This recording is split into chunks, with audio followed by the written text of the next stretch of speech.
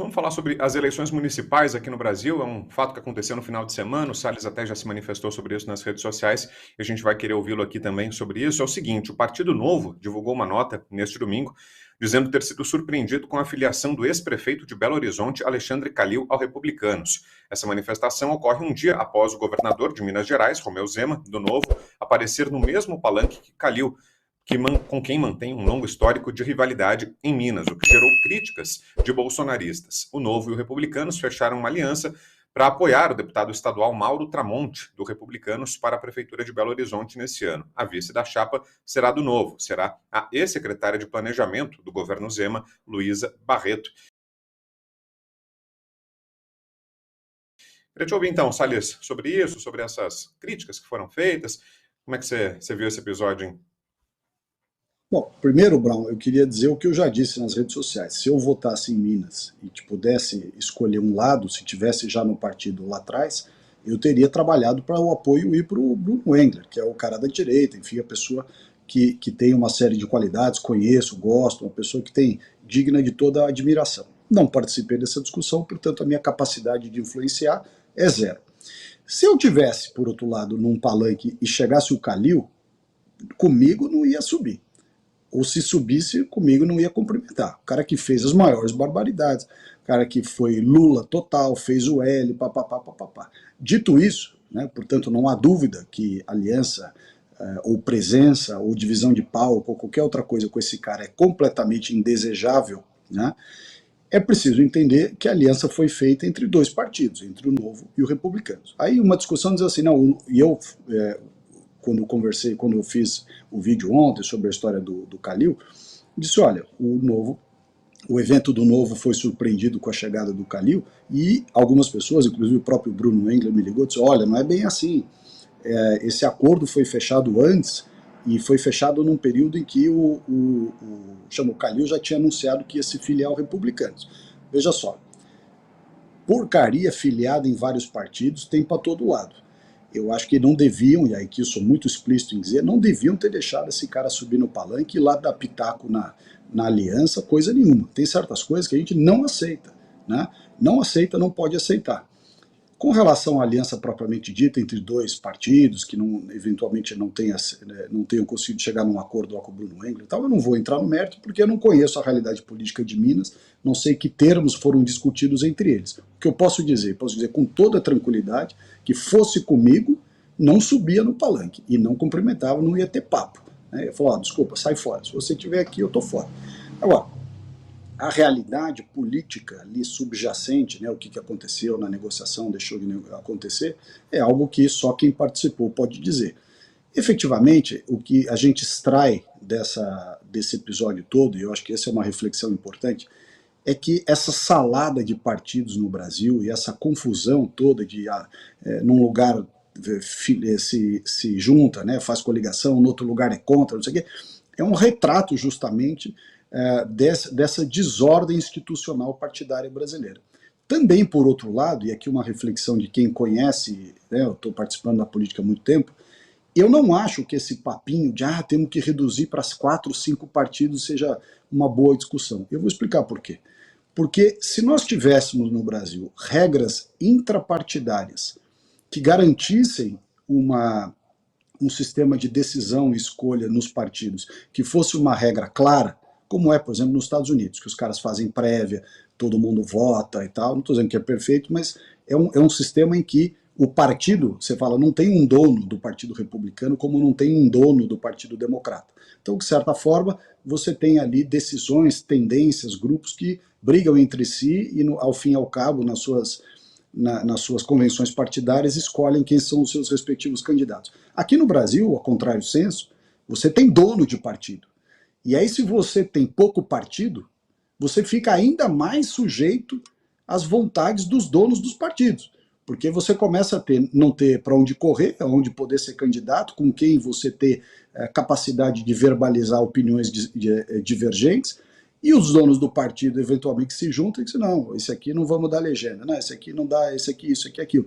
Então, assim, essa história de diminuição de quantidade de partidos, precisa tomar muito cuidado ao defender isso. Porque se você não tem regra intrapartidária, ter pouco partido é aumentar ainda mais o oligopólio aí de certos coronéis, donos de partido, que fazem o que querem, negociam o que querem, né, se aliam com quem querem e mudam de posição conforme o vento, e a gente sabe muito bem.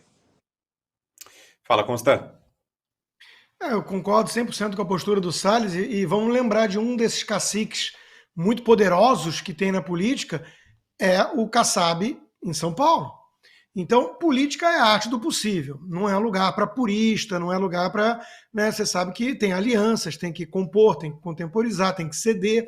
Hoje, por um acaso, eu tomei um café com um deputado estadual, foi muito amigo do Salles já também no passado, estava aqui de passagem, eu tomei um café com ele.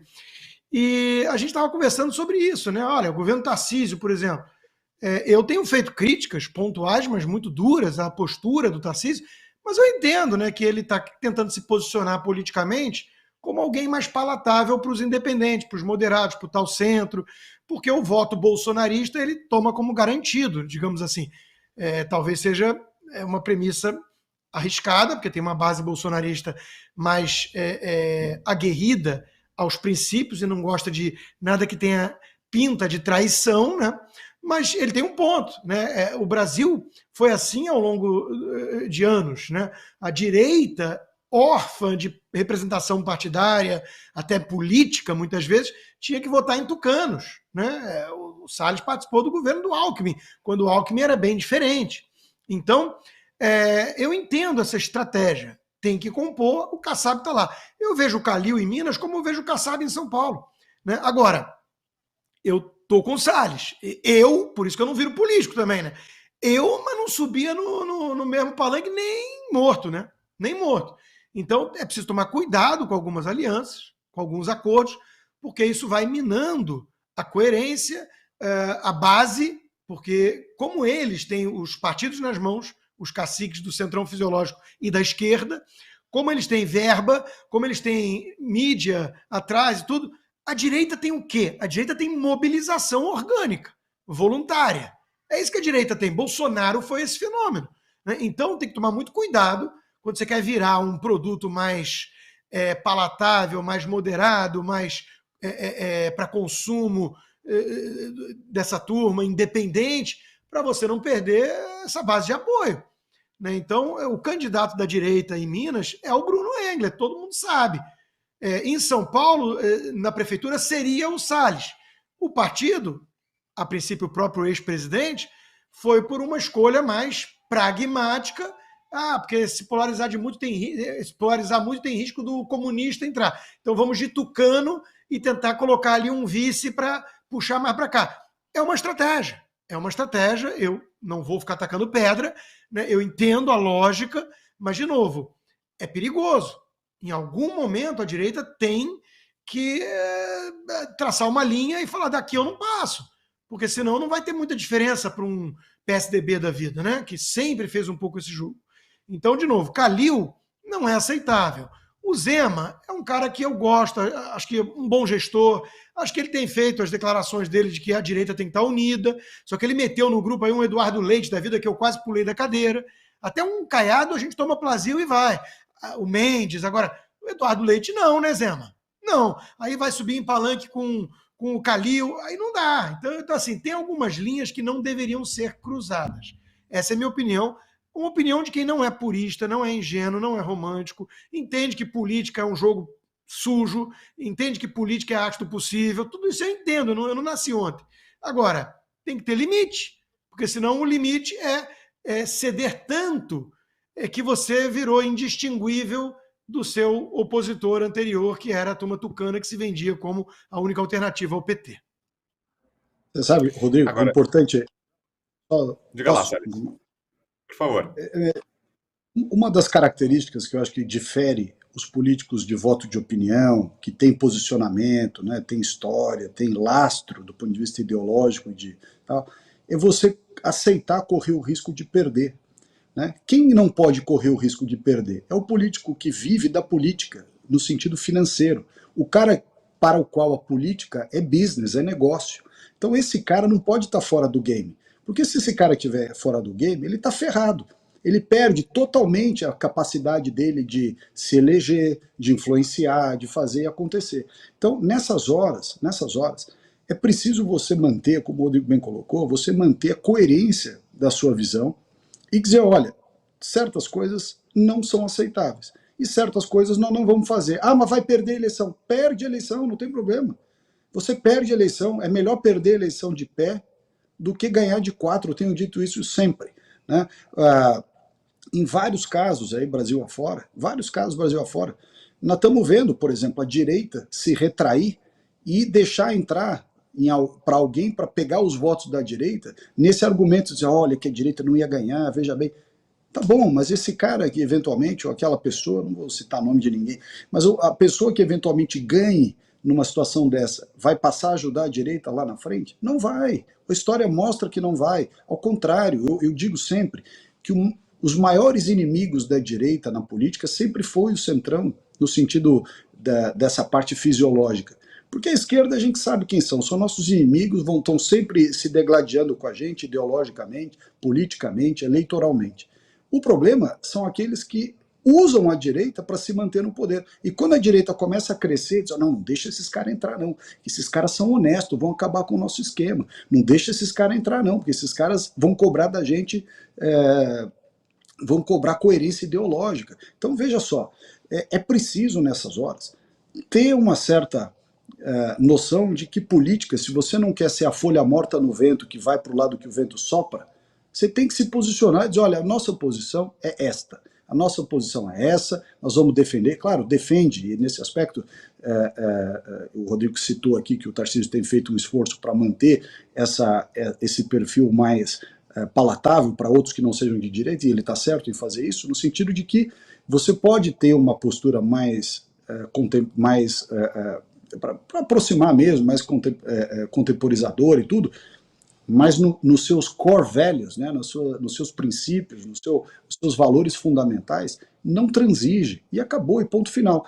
Isto não quer dizer, e aí eu vou fazer aqui uma coisa, não quer dizer que o Novo, porque o Calil subiu no palanque, que o Novo se vendeu, e aí uma burrice de algumas pessoas aí da direita dizendo, olha lá, o Novo é partido de esquerda. Pô, para de falar besteira, né? Não fala merda. Esquerda é a turma que está lá, que tem ministério no governo do Lula, né? Quem subiu no palanque com gente que tem ministério no governo do Lula? Vários ministérios no governo do Lula, dias passados. Então, assim, tem que parar de mandar porradaria dentro do grupo e dizer o seguinte, olha, nem todos são iguais, nem todos falam do mesmo jeito, nem todos têm a mesma verve, nem todos têm a mesma disposição, inclusive para o atrito, ou para ir para o embate, né? Cada um tem uma característica. Aqui a pessoa, isso é uma coisa ruim do grupo da direita, muitas vezes, de alguns imbecis do grupo da direita, porque a palavra é essa, imbecis. Alguns imbecis que assim, a pessoa é super amiga na segunda, na terça vira inimigo, aí na quarta, por uma conveniência qualquer, volta a ser amigo, aí na quinta instiga todo mundo para ser contra de novo, e fica nesse troço. A pessoa não deixa de ser quem ela é por uma atitude ou por outra. Você tem que olhar o filme e não a foto. Você tem que olhar o contexto. E o Reagan dizia, né, Salles? 80% amigo é 80% aliado, não é inimigo, né? E existem mais de uma estratégia vencedora, um perfil que se adequa mais ao ataque, outro à defesa, outro ao meio campo, isso tudo é importante. O que não pode, eu pego daí, né, é transigir com os core values. Agora, escolher quais batalhas você vai comprar, isso é parte de uma estratégia inteligente, né? Não dá para comprar todas, não dá para abrir todos os frentes ao mesmo tempo de batalha, que você perde a guerra. Exato. Não, e não é porque o cara deu uma derrapada, eu acho que o Zema errou mesmo em deixar o Calil subir no palanque. Ele é governador do estado lá em Minas Gerais, já devia estar cheio de segurança da Casa Militar lá. Se sou eu, diz, ó, não sobe no palanque nem a pau e ponto final, foda-se.